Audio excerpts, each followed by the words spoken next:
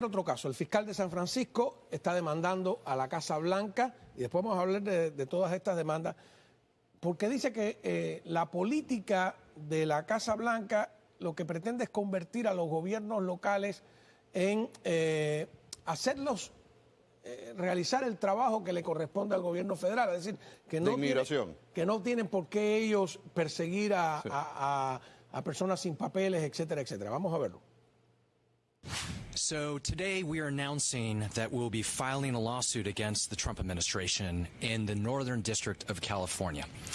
Since his first term, Donald Trump has tried different ways to coerce cities into doing the job of the federal government and carrying out federal immigration enforcement. Their actions fly in the face of fundamental constitutional provisions. They violate plain statutory language and numerous court orders.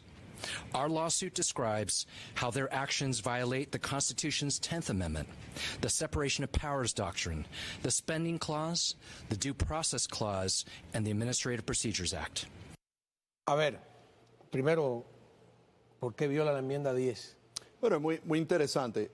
Desde el principio, la autoridad de controlar la inmigración le pertenece al gobierno federal. Y las apropiaciones que hace el Congreso con respecto a hacer cumplir las leyes de inmigración, en gran parte son para que el gobierno federal, ICE, Homeland Security, puedan hacer su trabajo. Obviamente no hay suficientes agentes para la clase de problema que hay hoy en día en los Estados Unidos con esta inmigración descontrolada que ocurrió a través de la inmigración de la administración anterior. Y yo no quiero decir que los Estados Unidos no deben respetar a las personas decentes, a las personas trabajadoras, a las personas que están aquí haciendo el bien, contribuyendo a la economía norteamericana y personas que cumplen con las leyes. Pero es que hay muchas otras personas que han creado muchos problemas aquí. Y esos problemas tan serios requieren soluciones serias, soluciones importantes para problemas muy complicados de resolver. Entonces, las leyes de inmigración promulgadas por el Congreso de los Estados Unidos implican que el gobierno de los Estados Unidos y sus fuerzas de inmigración, para llamarlo de alguna forma, van a requerir una colaboración por parte de los estados de alguna forma. No hay nada que diga que lo tienen que hacer, pero lo que sí no pueden hacer los estados y las municipalidades es impedir que el gobierno federal lleve a cabo su función inmigratoria. ¿Y pueden abstenerse también? Estamos viendo que hay una diferencia entre la demanda que está haciendo el estado de California, diciendo que van a demandar al presidente porque los quieren forzar. Nadie los está forzando. Mira el caso que hay en la Florida. Pam Bondi presenta una demanda por parte del gobierno de los Estados Unidos como fiscal general contra Chicago y contra Illinois. ¿Pero por qué? No porque ellos simplemente se hayan negado a colaborar con el gobierno federal, sino que están impidiendo que el gobierno federal cumpla su función. ¿Por qué? Porque el gobierno federal puede emitir una orden de detención contra un inmigrante que está en los Estados Unidos, que ha violado leyes criminales o que ha violado otras leyes y por lo tanto es excluible o deportarlo. Y yo no soy abogado de inmigración aquí, por aquí han pasado muchos abogados de inmigración que saben mucho más de esto que yo.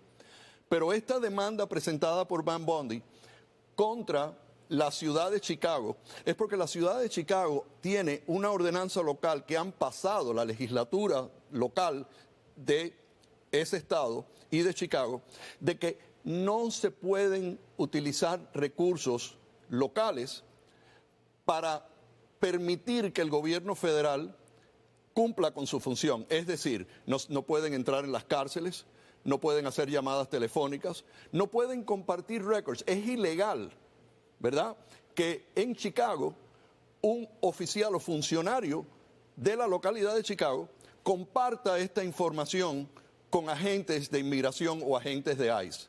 Claramente se vislumbra en términos de la legislación que impone las reglas del Immigration and Nationality Act de que va a haber un grado de cooperación, porque el gobierno federal no tiene suficientes agentes para hacerlo todo. Tienen que tener acceso a los registros de la cárcel, tienen que tener comunicación con los agentes que están custodiando a esas personas, y el gobierno local tiene que hacer cumplir un detainer, una orden de detención por el gobierno federal para que no suelten a una persona antes de que los puedan recoger, porque esa persona ha cometido crímenes contra los Estados Unidos, es deportable, y por lo tanto si lo sueltan, y hemos visto un alto incidente de criminalidad de personas que son recidivistas en ese contexto, y tienes la ley Lincoln Riley, que acaba de ser aprobada y firmada por el presidente, que permite que inmigración, ICE, Homeland Security, tenga acceso a esa información para poder hacer cumplir las leyes inmigratorias.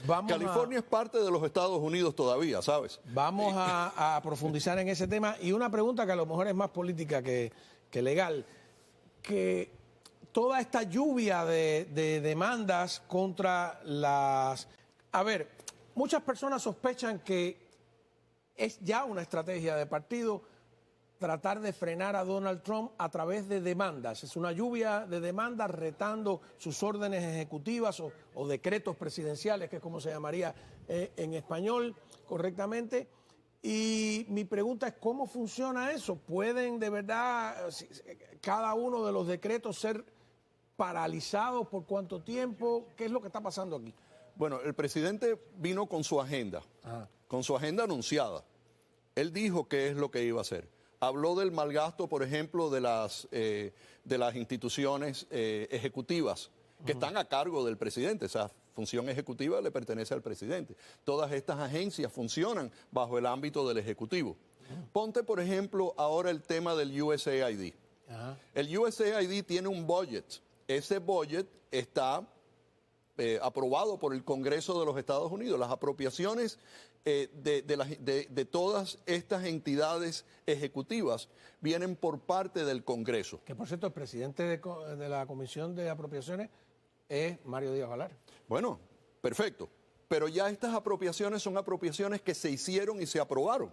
Entonces ahora entra el nuevo presidente, no para negarle los fondos a esas entidades, sino para investigar el mal gasto que él alegó y que muchas personas han alegado, la partisanía y todo lo que, y no vamos a entrar en todo eso porque lo hemos estado escuchando constantemente, el del dinero que le han pagado a ciertas entidades noticiosas, el dinero que se está utilizando para fomentar cualquier agenda previa.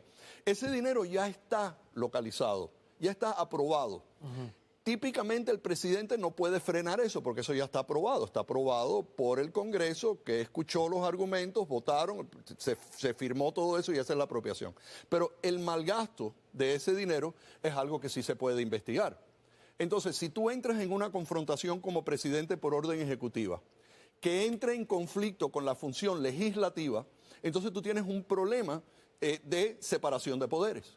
Y ese problema solamente se puede resolver en las Cortes, porque entonces ciertas personas, ciertas entidades van a decir, usted me está afectando a mí un dinero que ya está proporcionado por una orden del Congreso tal y más cual, usted no puede hacer eso. Entonces, bueno, yo lo estoy haciendo en la medida en que constituye un mal gasto de la forma en que esto se está utilizando, porque así el Congreso no lo aprobó. Entonces ahí entra el pleito. Lo que estamos viendo y vamos a continuar viendo constantemente aquí es la batalla por la vigencia de cada uno de los tres bastiones de nuestra democracia. Vamos a ver peleas que están centradas en la separación de poderes. En el caso de inmigración, la cláusula de supremacía. La cláusula de supremacía es que la ley de los Estados Unidos es la ley proporcionada por el Congreso de los Estados Unidos. Son los estatutos y las reglas federales. En el caso del presidente, órdenes ejecutivas que impactan decisiones de otros niveles del gobierno, como puede ser el tema del Congreso y sus apropiaciones, eso eventualmente va a pelearse, eventualmente alguien va a protestar, eventualmente algo va a suceder que lo lleva a la Corte para una determinación declaratoria. ¿Y Trump sabía esto? ¿Tiene el presidente o no tiene el presidente la habilidad, la autoridad de hacer esto? Y eso es lo que va a determinar la Corte. ¿Trump sabía que iba a ser retado en las Cortes? Obvio, yo creo que él está tratando de empujar a ver hasta dónde el Poder Ejecutivo le permite llevar a cabo la agenda que él anunció durante su campaña. Entonces, estés de acuerdo o no estés de acuerdo, lo que sí podemos estar todos de acuerdo es que hay un proceso en los Estados Unidos. Aquí las cosas no se hacen porque te da la gana. En algún momento estas cosas se van a decidir. Vamos a la pausa y cuando regresemos, ¿qué es lo que tienen que decidir entonces el sistema judicial en este caso sobre esa disputa? Es muy interesante. El sistema judicial va a tener que decidir, en lo que entiendo, en una disputa entre el Ejecutivo y el Legislativo, ¿no? ¿Cómo se llama eso? ¿Hasta dónde pueden detener la agenda de Trump o no? Cuando regresemos. Tratando de entender lo que viene, ¿no? Con el doctor Nelson Rodríguez Varela. Entonces, a ver, nos quedamos en este punto. Trump hace la orden ejecutiva o el decreto presidencial, lo retan en las cortes. ¿Qué es lo que tiene que determinar el magistrado? El magistrado tiene que determinar si el presidente Trump, con su orden ejecutiva, tiene la autoridad para designar lo que está en la orden ejecutiva, para hacer cumplir el dictamen. Porque la orden ejecutiva es un documento que ordena un cumplimiento sobre algo, pero el presidente tiene que tener autoridad para poder ejercer ese poder de que se cumpla algo que él está poniendo en esa orden ejecutiva. ¿Y eso cómo se llama lo que tiene que...? Entonces los magistrados tienen que tener una audiencia evidenciaria con respecto a qué es exactamente lo que el presidente quiere y si tiene la autoridad o no de hacerlo. Entonces, cuando se termina todo eso, la Corte Inferior establece un dictamen declaratorio, declarando si el presidente tiene o no la potestad de hacerlo o si tiene cierta potestad, cierta autoridad de llevar a cabo alguna parte de esa orden ejecutiva, tumbar parte de la orden ejecutiva o toda la orden ejecutiva o ninguna parte, declarando que tiene el poder de hacerlo y que se tiene entonces que cumplir. Eso es apelable a la Corte de Apelaciones del Distrito. Ajá. Eso es lo que se llama una decisión declaratoria, que sería como una aclaración, aclarar. Una determinación oficial de si tiene el poder o no lo tiene, independiente de cualquiera que sea la orden ejecutiva que se esté tratando. Esa orden, ese planteamiento en contra de la orden ejecutiva está sujeto a mociones para desestimar, está sujeto a los mismos procesos y garantías procesales que existen en cualquier proceso de ley. Algo como lo que vimos con la inmunidad presidencial, que hubo que definirla. Exactamente. Exactamente, porque eso es más o menos lo que se pide. O sea, el presidente firma su orden ejecutiva. Esa orden ejecutiva va a los diferentes departamentos donde se tiene que cumplir esa orden. Entonces, cuando hay un cumplimiento de esa orden y alguien es afectado, entonces se radica la controversia. Al radicarse la controversia, tú tienes lo que se llama standing. Entonces tú tienes la habilidad de demandar de alguna forma. O existe, si es una determinación contra un departamento, que ese departamento no puede cumplir con esa orden o no quieren cumplir con esa orden o se oponen, entonces se radica la controversia y se tiene la audiencia. Acuérdate que el presidente tiene poderes extraordinarios. Y parte de los poderes que tiene es de adjudicar sus agencias ejecutivas. Él es el jefe del Ejecutivo, el comandante en jefe de las Fuerzas Armadas de los Estados Unidos. Por lo tanto, en referencia a lo que él puede hacer con las entidades ejecutivas que operan bajo él tiene casi una habilidad total de ordenar y de hacer o deshacer con respecto a eso, de imponer investigaciones, de crear cualquier tipo de circunstancia donde él piense que va a mejorar y va a haber una eficiencia mejor con el gobierno. Lo que no puede es excederse sus poderes en lograrlo. Entonces puede ser, con respecto a ciertas apropiaciones del Congreso, que él ahora no pueda cambiar esas apropiaciones y que esas entidades reciban el dinero que el Congreso apropió. Pero hay un futuro y esa apropiación puede terminar en una determinación congresional donde él puede ejercer cierta influencia en los legisladores para que eso cambie, pero no lo puede hacer por orden ejecutiva. O sea, que ¿cómo lo vas a hacer? Que esa lluvia de demandas podría terminar en algo que a lo mejor no esperábamos, que es que se está redefiniendo los límites de la presidencia. No, eso es precisamente lo que va a pasar. Él está tratando de implementar la agenda que prometió. Y lo está tratando de hacer lo más rápido posible. Y está intentando de hacerlo de una forma rápida con órdenes ejecutivas. Pero las órdenes ejecutivas no sirven para todo. No es una llave maestra para el gobierno de los Estados Unidos. No puedes rediseñar el gobierno la manera de establecer las leyes de los Estados Unidos. No puedes coartar ni puedes infringir en los derechos de otra parte del gobierno como es el legislativo, como son las cortes. Chequeos y balances es la constitución importante de nuestra democracia y por lo tanto el presidente está tratando de lograr su agenda de la manera más rápida posible y en algunos temas él va a ser exitoso, pero en otros va a enfrentar algunas polémicas legales que se tendrán que decidir en las Cortes Federales de los Estados Unidos y podría avanzar a través de todo el sistema judicial hasta llegar hasta la Corte Suprema, donde se decida de la misma forma. ¿Cuánto puede demorar ese proceso? ¿6 meses, un año? Puede hacer, dependiendo de la urgencia, de la necesidad de llegar a una decisión. Porque, por ejemplo, lo primero que hacen cuando hay una orden ejecutiva que tiene una posibilidad de no ser exitosa es que el juez entra una orden que detiene esa orden ejecutiva hasta que se pueda ventilar el caso. Por eso algunos creen que es una estrategia del Partido Demócrata para paralizar.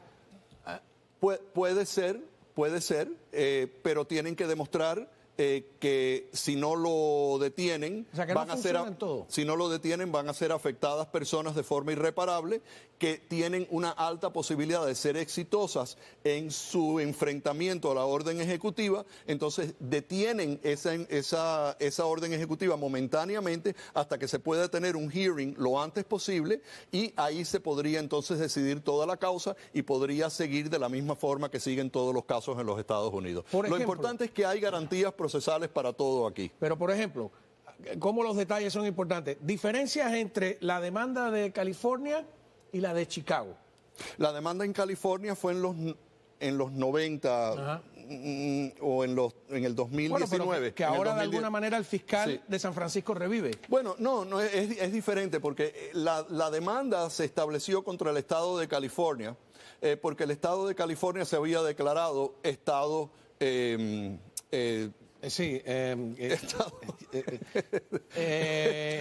protegiendo estado que protege a los inmigrantes o ciudades santuario, que no es un término realmente legal, es un término de arte. Entonces lo que ocurrió en ese caso es que ganó California porque la legislación del estado de California era simplemente de que no iban a colaborar con las acciones del gobierno federal de forma proactiva, o sea, como si fueran agentes del gobierno federal. Es que un policía no te puede pedir papeles de inmigración. No. Hacerlos agentes como si fueran agentes de ICE. En California, en ese caso, ellos no estaban diciendo que no cooperaran con las agencias federales. En el caso de Cook County, lo que están diciendo es que no permitan que las agencias federales tengan acceso a información, acceso a los procesos, acceso a las cárceles, acceso a poder interrogar personas que están detenidas, que están sujetas a una orden de detención por parte de ICE o por parte de Homeland Security, que es diferente. Podría ser considerado destrucción. Por eso es que el caso de Pam Bondi es completamente diferente, porque la legislación local de Cook County ha demandado a Chicago y a Illinois. A Chicago y a Illinois. La ley de Illinois no es no obstruye. Es parecida a la de California, pero la ley de Cook County sí lo es. La ley de Chicago establece que es ilegal y que ninguna agencia local puede darle información y puede ejecutar una orden de detención que haya pedido el gobierno federal. Ahí entonces estás obstruyendo la función de enforzar las leyes federales de inmigración por parte del gobierno federal. En California simplemente se quedan con los brazos cruzados y no hacen nada, pero si hay un detainer, lo tienen que cumplir. Bien. Pues vamos a una breve pausa, ¿no? No, me dice que la conversación estaba tan interesante que yo quería seguir hablando. Me dice que no, que se parece acabó. Que ya. El juez del tiempo nos acaba de decir. Gracias. Así que nos quedamos con esto. Es un proceso en el que va a terminar por repasar, revivir, redefinir hasta dónde llegan los poderes del ¿Cuáles son Ejecutivo. los límites de los poderes presidenciales con respecto a las órdenes Es muy ejecutivas? interesante. Bueno, por eso Wall Street Journal tituló este fin de semana que dijo que Trump estaba cambiando el mundo a un ritmo sin precedentes. Y habría que agregarle que está cambiando también Estados Unidos a un ritmo sin precedentes. ¿Tendrá éxito o no? Veremos. Cuando regresemos... Tienes bastante de dónde... No, es que es terrible. El buffet está lleno de... Está lleno. Ahora mismo el Departamento de Justicia acaba de ordenar que se retire el caso contra el alcalde de Nueva York, demócrata, Eric Adams. ¿Se acuerdan que... Se quejó. Primero estuvo de acuerdo y habló toda la retórica partisana del momento. Y ahora pues vio las consecuencias, la falta de dinero, la criminalidad, la gente protestando y bueno, se manifestó de una manera diferente. Ahora creo que inclusive se está llevando mucho mejor con los republicanos que con los demócratas. Pero algunos creen que mientras él se enfrentó a Trump o se enfrentó al gobernador Ron DeSantis, al gobernador de Texas, estaba bien. En cuanto empezó a protestar por la llegada de inmigrantes... hay quien cree que estuvo interesada la acusación, que es una acusación creo que por soborno o algo por el estilo. ¿Cómo funciona esto de que el Departamento de Justicia, una vez que cambia de una administración a otra, puede retirar una acusación? Bueno, porque la Fiscalía siempre mantiene la potestad de encausar o no encausar, de empanelar un gran jurado o simplemente tomar decisiones acerca de cómo van a enforzar la ley, de qué manera se mantienen los objetivos. Cada administración tiene sus objetivos, cada administración nombra a sus fiscales, nombra a su fiscal general, nombra a los fiscales de distrito y entonces la cosa cambia. En estos tiempos, y no solamente me refiero a esta administración, me refiero a administraciones previas y otras, se acentúa mucho más la reflexión de la política y ciertas cosas porque uno está viendo que forman parte de todo el juego.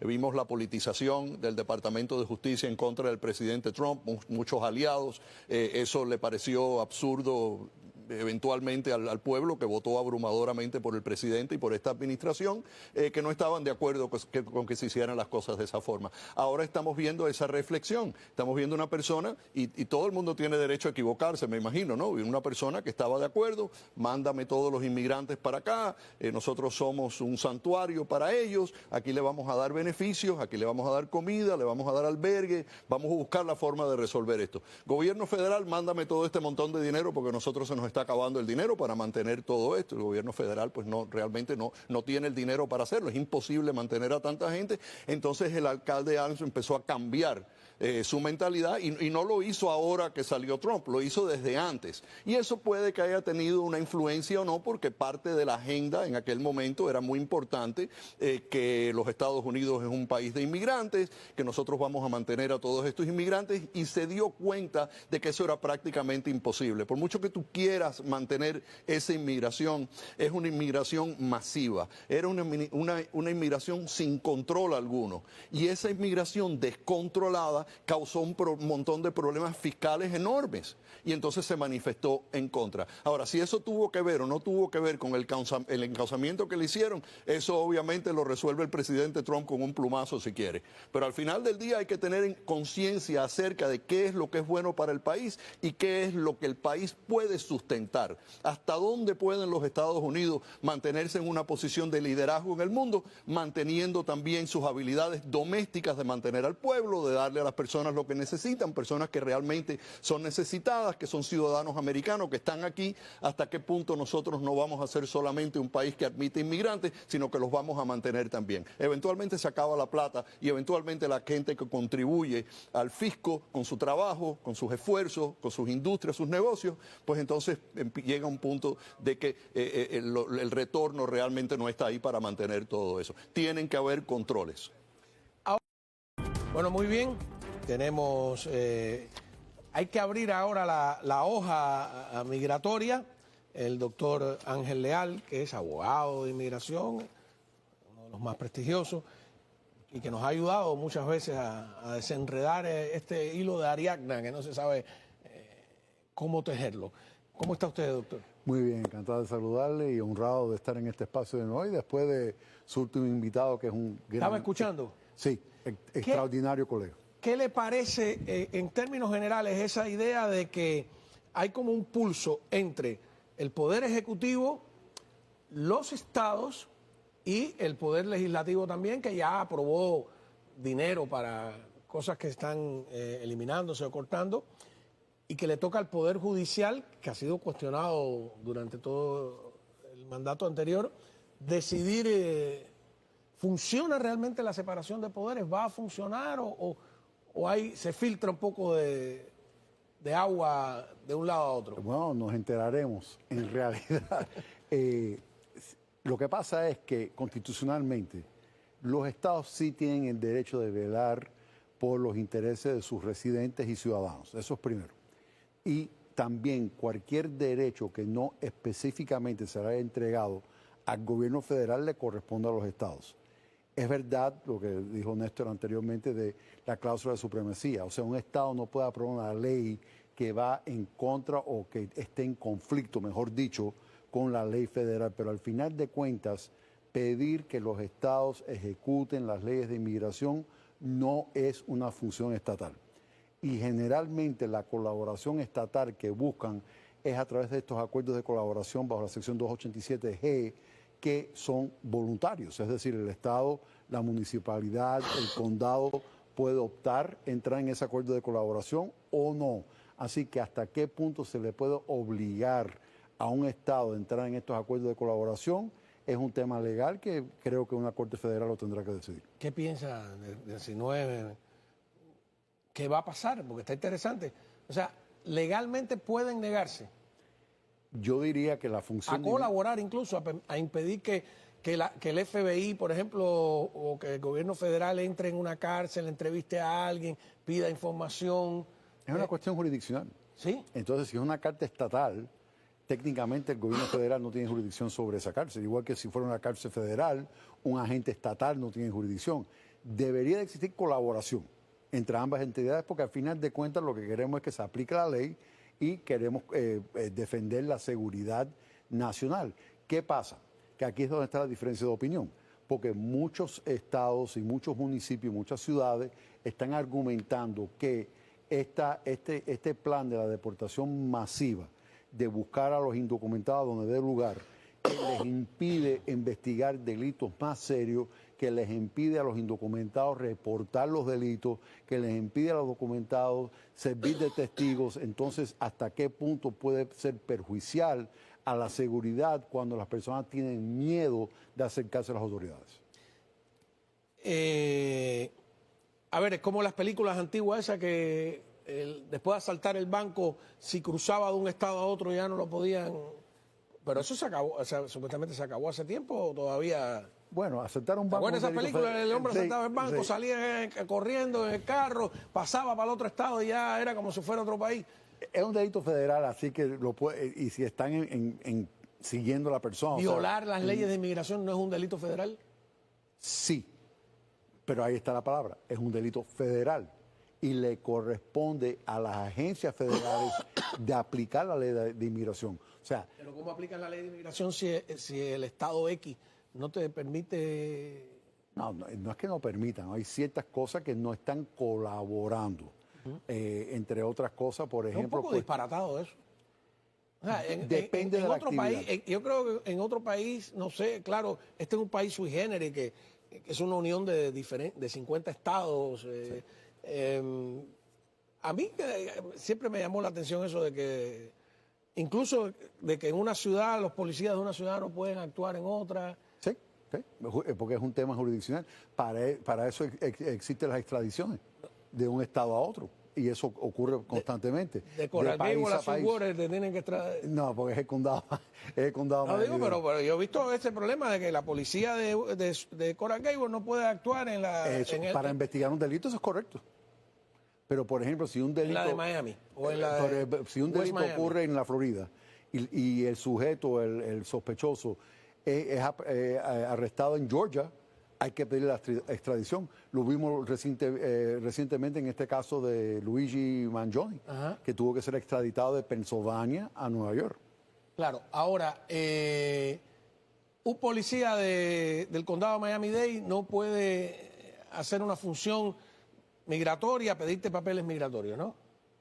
Bueno, ya un policía no, pero lo que acaba de anunciar el gobernador es que la patrulla de carretera sí, el Highway Patrol. Por eso digo, el Highway Patrol es federal. No, es del Estado. Es estatal. Y no hay ningún patrol federal.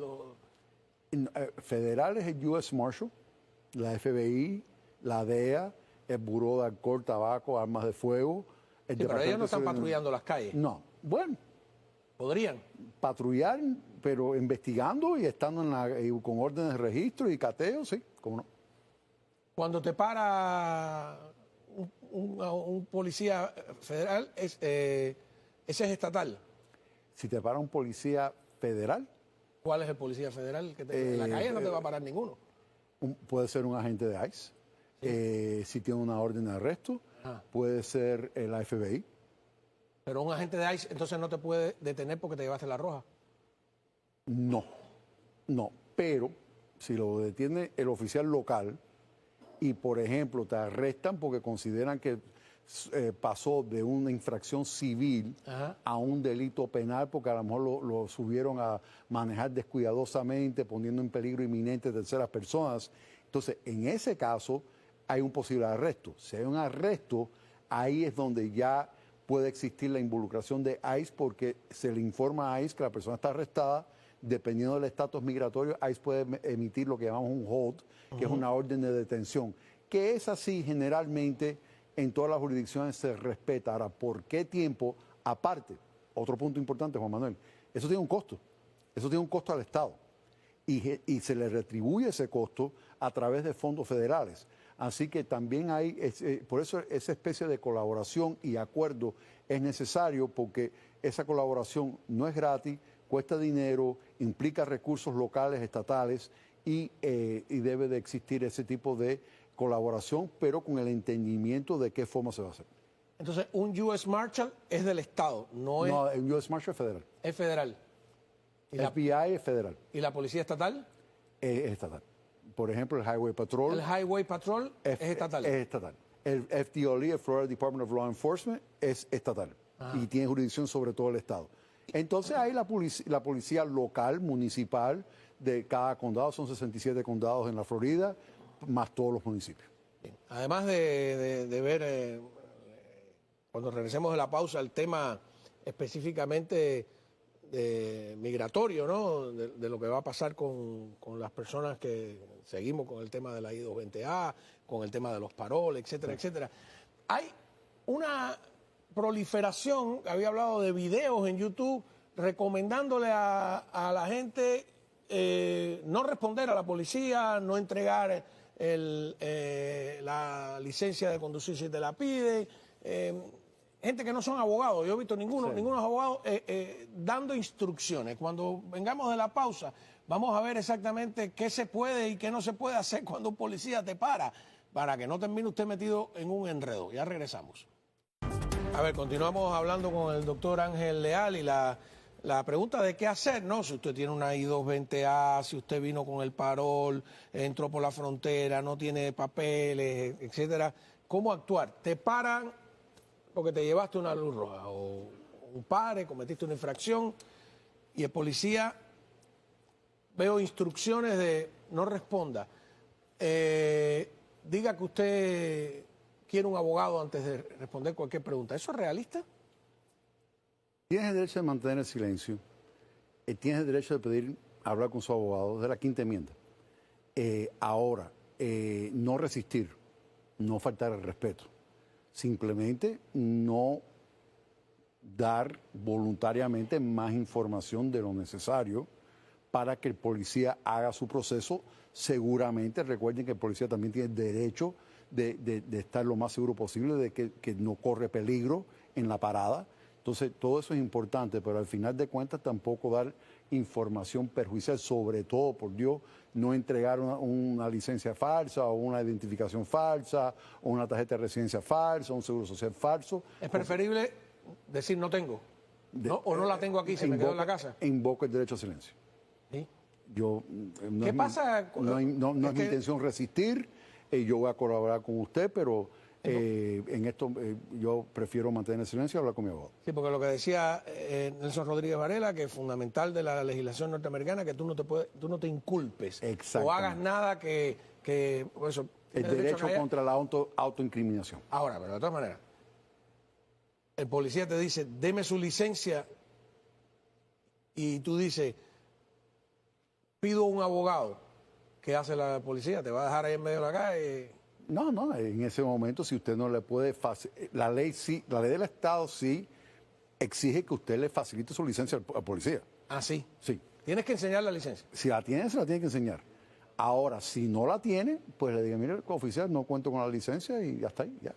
Pero hoy en día ellos con la placa, Se dan cuenta. saben, a no ser que el carro sea de otro, sea rojo. Exacto. Pero si tú te dices, yo no contesto ninguna pregunta, ¿no te van a arrestar? Por no facilitar la licencia, porque no la tienes, eres arrestable.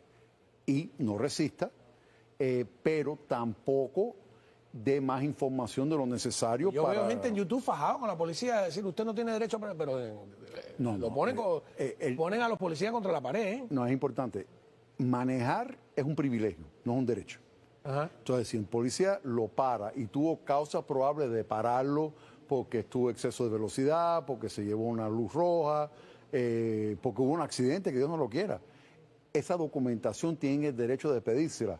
Si la tienes, la entregas. Si no la tienes, no la entrega y pide mantener su silencio y habla con su abogado. Pero sí lo van a detener porque la ley exige que usted le enseñe su licencia de policía. El policía no te puede pedir pruebas de que tú estás legal. No, a no ser que sea la patrulla fronteriza con este nuevo acuerdo que acaba de firmar el gobernador Ron DeSantis, lo acaba de anunciar, que es bajo la 287G, los acuerdos de colaboración, que le da esa potestad a la patrulla carretera. ¿Usted diría que todas esas regulaciones generales en la Florida hay que tener más cuidado porque son más duras las leyes? Sí, la Florida y Texas. No es California. No es California. Son los dos estados que están liderando con el gobierno federal en esta colaboración con el Departamento de Seguridad Nacional, con Inmigración y Control de Aduanas, hasta con Aduanas y Protección Fronteriza. Son estados que están comprometidos en querer aplicar la ley de inmigración a su mayor alcance. Entonces, según su criterio, ¿quién va a ganar ese pulso entre el presidente Trump y algunos estados sobre la aplicación de la ley migratoria? Hasta ahora los precedentes legales establecen de que aplicar la ley de inmigración es una función federal. Una cosa es impedir que el gobierno federal ejerza su potestad sobre la inmigración, pero otra cosa es obligar que los estados afirmativamente colaboren en los esfuerzos de aplicar la ley de inmigración, que es el punto que yo creo que está a favor de los estados. No impedir, no entorpecer, pero tampoco necesariamente afirmativamente colaborar. O sea, que podría un estado decirle al gobierno federal que está pidiendo acceso a interrogar a un preso en la cárcel del condado, no. Pudiera. Ahora, si le dan una orden un hold, un detainer de ICE, una orden de detención de ICE, eso lo deben de respetar por el tiempo que lo tienen que respetar, que generalmente son de 48 a 72 horas, y si en 48 a 72 horas ICE no se ha hecho cargo del extranjero, pues entonces lo deben de liberar con el procedimiento estatal que corresponde. Ahora, estamos hablando de los estados que se niegan a implementar la política de Trump, pero al revés, estados que sí quieren implementarla. ¿Puede un estado deportarte? No. Y esos estados pueden ser demandados por tratar de incursionar en materia migratoria que ¿Ni siquiera te puede deportar a otro estado? No. La facultad o el poder de la deportación es plenamente federal del gobierno federal. Ok.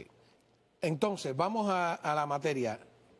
Personas con I-220A, personas con parol. De la semana que hace que no hablamos. No ¿Qué va a pasar? No. Bueno, el de la I-220A no me preocupa tanto a corto plazo, de que le piden una deportación expedita por un tecnicismo legal de la forma que entraron, y segundo porque la mayoría tiene más de 2 años en el país.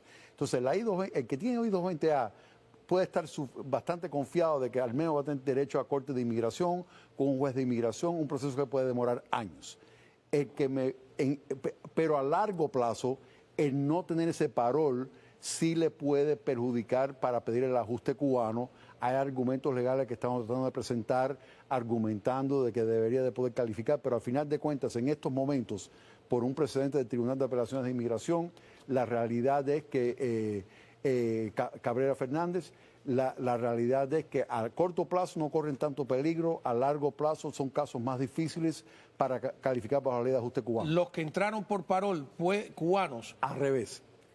A corto plazo corren más peligro porque sí pudieran estar sujetos a deportación expedita, particularmente los que no pidieron asilo antes del año. Pero a largo plazo, si no le piden la deportación expedita, van a poder calificar para la ley de ajuste cubano porque entraron bajo parol. Eso le digo, ajá. Todos los que tienen parol, que nos están escuchando y que llevan ya más de un año y un día, pueden acogerse a la ley de ajuste cubano. Efectivamente. Ajá. ¿Hay alguien con parol que podría no acogerse? A no ser que inmigración le revoque el parol, y eso puede pasar porque si tiene una conducta inadecuada, un antecedente penal, algo por el estilo, donde hay una justificación para que le revoquen el parol. ¿Los de la I-220A no se pueden acoger a la ley de ajuste cubano? En estos momentos, por el caso del tema de Cabrera Fernández, no califican, lo estamos argumentando, pero hay un precedente del Tribunal de Apelaciones de Inmigración. Si llevan menos de un año aquí, o sea, para poder presentar un caso de asilo político, tiene que ser en el primer año. Sí, correcto. Correcto. Y es algo que deben de considerar inclusive los cubanos con parol para evitar el riesgo de que lo puedan procesar. O sea, que es más complicado para venezolanos y nicaragüenses y haitianos. Oiga, yo no lo voy a molestar más porque sé que que tiene fiesta. ¿Cómo es? Bueno, tengo el cumpleaños de mi madre y gracias por permitirme un pequeño espacio para felicitar a mi madre, Aida Lear, que cumple 81 años hoy. Mima, I love you, sorry que he estado complicadísimo el día entero hoy. Pues nada, te llamo ahora saliendo de acá, pero eres mi vida, eres mi corazón.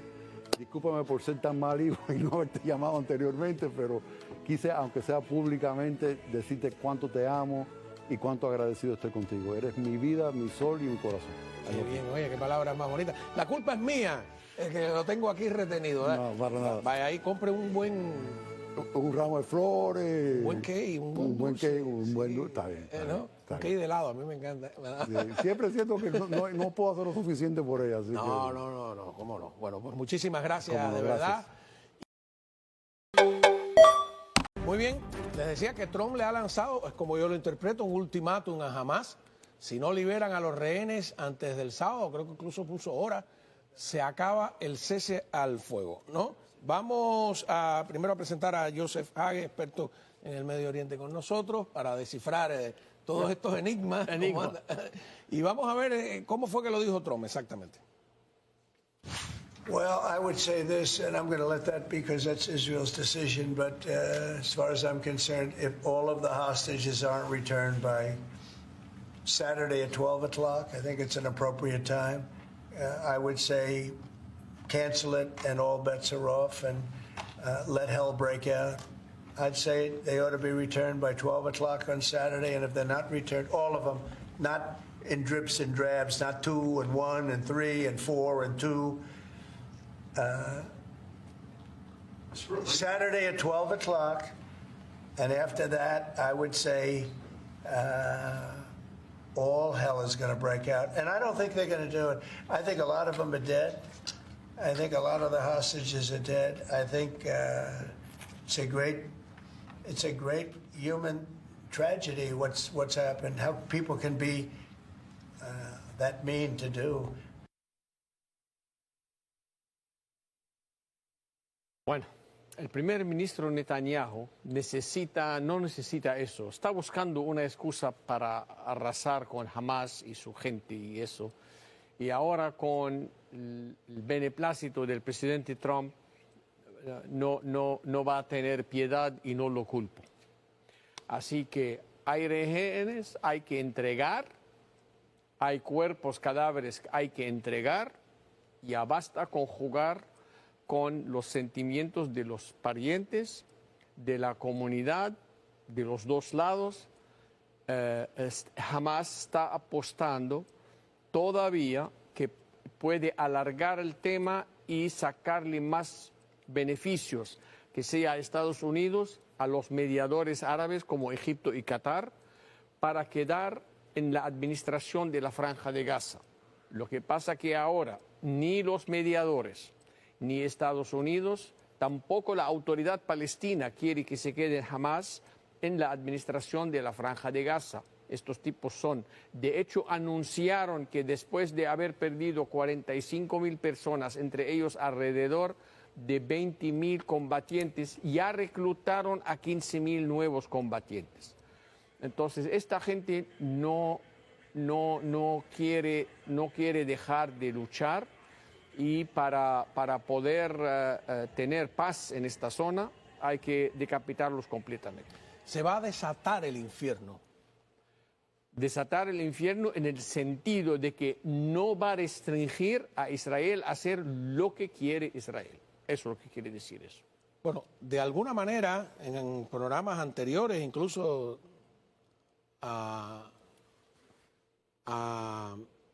del año pasado, habíamos discutido sobre qué conflicto se resolvía con más rapidez, si el de Ucrania o el de Hamás e Israel.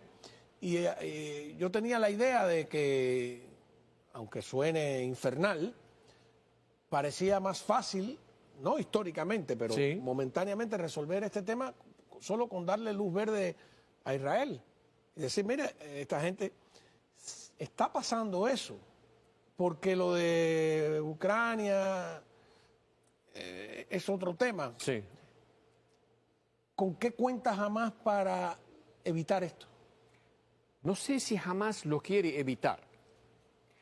Hamás, con lo que pasó en la Corte Judicial Internacional, emitiendo procurador, emitiendo que la Trump orden... acaba de... ¿Perdón? Que Trump acaba de decir que... Claro, que es un instrumento de los enemigos de Estados Unidos. Exactamente. Entonces, Hamás está contando con muchos países, incluyendo los europeos, como Irlanda, como España, que han apoyado a la Corte Penal Internacional para para el procurador emita esta orden de arresto.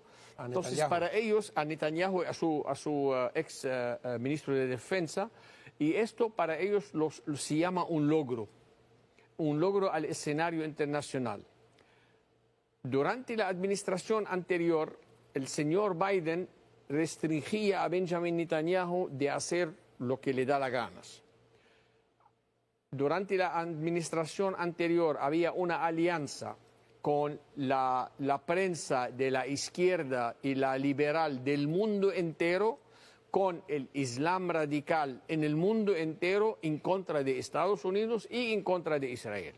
Ahora hay un presidente americano que no le importa la opinión internacional, que no le importa la prensa internacional, un primer ministro israelí que no le importa nada a ese momento, ya su popularidad está en Israel. Al contrario, la ciudadanía israelí, los ciudadanos de Israel, no estaban tan de acuerdo con este cese el fuego porque Israel no benefició nada. Pero el señor Netanyahu le vendió el cese al fuego al presidente Trump. Pero ahora, como escuché hoy al presidente Trump, me imagino que aquel día que le dijo, bueno, yo te acepto el cese del fuego, pero si no funciona bien, me vas a desatar, liberar completamente, hacer lo que quiero. Y esto es lo que acaba de decir el señor Trump. Así que Hamás tiene que calcular que ahora no hay europeos, no hay africanos como la Sudáfrica y los países alrededor, y los países árabes tampoco quieren que Hamás vuelva a la guerra. Entonces no van a tener a nadie. Es la lucha de ellos en contra de Israel y la máquina militar israelí que va a decapitar a una organización que se llama Hamás. Ahora, vamos a ver la liberación a cuentagotas de la que estaba hablando el presidente Donald Trump, La diferencia entre unos liberados y otros, si podemos ir viendo las imágenes y tratando de interpretar lo que sucede. Aquí estos son los israelíes, ¿no? Liberados. Liberados que la verdad que he visto fotos de cómo lucían cuando fueron capturados, están totalmente desnutridos, los humillaron, los obligaron a dar agradecimientos. Ahí vemos, mira. Estos son los últimos, porque estos presos o estos rehenes estaban con organizaciones diferentes. Hay unos que estuvieron con familias, los atendieron. Hay otros que estuvieron con las organizaciones militares de Hamas, de Al-Aqsa, de toda esta banda de terroristas ahí, y ahí los trataron muy mal. Sí, aquí no, es una combinación de luz con aire. Sí, Para sí. los pulmones, ¿no? Damos un hueco de Hamas. Oye, ¿qué te iba a decir? A ver, aquí el tema va a ser el mismo, ¿no? ¿Cuán costosa para la población civil sería el infierno que prometen desatar contra Hamas? Cuando regresemos de la pausa. Joseph Hague, experto en Medio Oriente, antes de hablar del costo político, humano, de este infierno que promete desatar Donald Trump. Hay una imagen ayer del Super Bowl que quisiera que me interpretaras, porque la verdad que confieso mi ignorancia. Estos espontáneos, vamos a llamarle así, que se lanzaron al ruedo ahí en el acto de medio término, tenían unas banderas que me llamó la atención porque era la mitad de la bandera, bueno, esas negras con dos figuras, no sé qué son, pero es Sudán, la bandera de Sudán arriba, que tiene el triángulo verde, y la bandera de Palestina abajo, que dice Hamas, Gaza, dice Gaza. Pero que he notado que muchas de estas banderas usan los mismos colores, verde, rojo, Sí. verde, negro, como si fueran panárabes. Verde relacionado a las conquistas del Islam. El rojo es para la sangre. Bueno, ellos le dicen otra cosa, pero el verdadero sentido es la sangre que derraman para las conquistas, y negro es la bandera de la guerra, de la conquista. Y hay varios... Hay muchos países, si tú pones todos los, excepto el Líbano, todos los países árabes tienen los tres colores con diseños diferentes. Son colores panárabes, por eso se... Sí, panárabe. Entre rojo, blanco, negro y verde. ¿Y por qué mezclan la bandera de Sudán, que se parece con la de Palestina? ¿Cuál es la idea ahí? No, porque ahora hay una lucha muy grande en Sudán entre el ejército sudanés y una banda que está apoyada por los islamistas radicales de la hermandad musulmana, y parece que el mundo como que no le importa tanto lo que está pasando en Sudán y quieren. Yo me imagino que le dieron para que haga lo de Gaza e incluyó el Sudán ahí for free, como que buy one, get one. Compra uno, te da uno. ¿Será costoso si... Primero, ¿crees que van a liberar los rehenes del ultimátum? Es muy difícil predecir lo que piensan Hamas, pero si no los liberan, el costo de vidas va a ser alto. Sí. Porque ellos lo van a hacer a propósito, porque la población civil palestina se escapa, pero les siguen los militantes, como lo hizo Hezbollah, esconder entre la población civil, buscando tragedias para que la usen en su propaganda a nivel internacional, y se lo ha grabado a más de uno de ellos, diciendo que los civiles que mueren sirven para una causa mayor. Ahora, se desprende de las declaraciones de Trump que hay información de inteligencia de que la mayoría de los rehenes que quedan están muertos. No, pero los israelíes lo han dicho ya saben. La mayoría que quedan, hay muchos. O sea, si se obtiene esa información de que realmente están muertos, sí. Pero los israelíes... se acabó el canje que tienen en la mano los palestinos. Para Israel no se acabó, porque para Israel el cadáver es equivalente a una persona viva y no los dejan atrás. Sí, pero ya eso es un arma en manos de Hamas. Sí. Es decir, ya no hay que tomar tantas medidas tan cuidadosas. No, cuando ya saben que todos los vivos están en manos de Israel, claro, los cadáveres no son una manera de presionar a Israel de no bombardear. y no bombardear o no atacar. Entonces usted y todo predice eso. que el infierno va. Si no cumple jamás, va a haber Y infierno. las posibilidades del 1 al 10 que cumpla Hamas.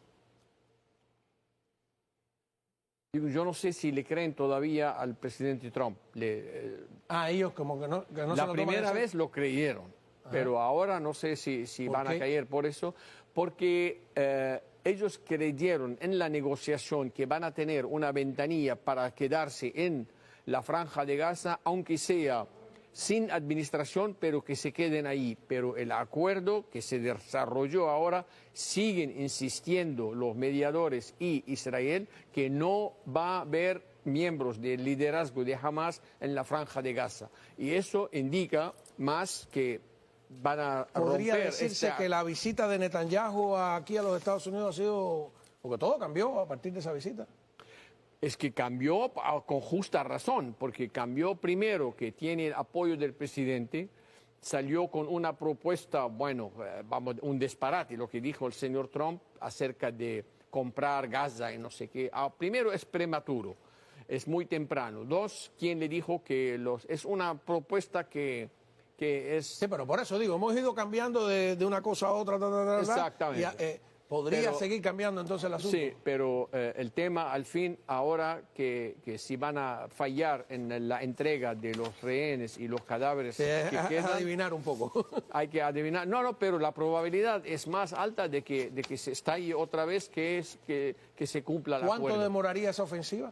¿Sería rápida o sería una agonía de meses? No va a ser rápido. ¿No? Es que están infiltrando dentro de los barrios civiles en una zona tan densa como la Manhattan de Nueva York. Entonces, cuando se juntan tantos civiles en una zona como Manhattan y aparecen de los túneles de los apartamentos Me lo los tiene que refugios, contar en la próxima ofensiva. Sí. Muchísimas gracias a todos ustedes. Nos Con vemos mucho mañana gusto. en la radio a las 3 de la tarde, 12:60 AM en su dial.